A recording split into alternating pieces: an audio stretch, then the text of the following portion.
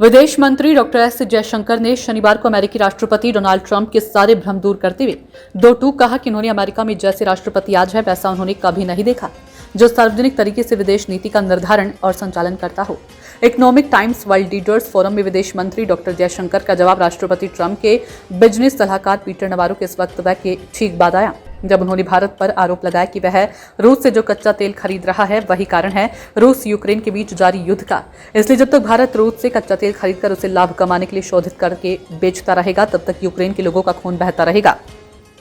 विदेश मंत्री ने नवारो की बकवास का जवाब देते हुए कहा कि भारत रूस से रियायती मूल्य पर कच्चा तेल खरीदकर तथा फिर परिष्कृत पेट्रोलियम उत्पादों को यूरोप और अन्य स्थानों पर ऊंची कीमतों पर बेचकर मुनाफाखोरी कर रहा है का ये आरोप हास्यास्पद ही नहीं अजीब भी है।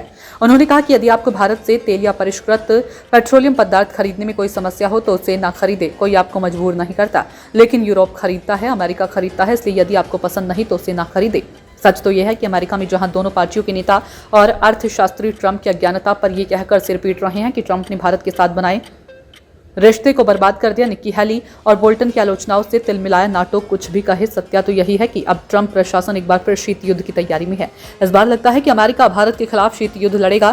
द्वितीय विश्व युद्ध के बाद जब दुनिया नाटो और वार्सा पैक्ट में बट गई तो दोनों के बीच जुबानी जंग भी शुरू हो गई।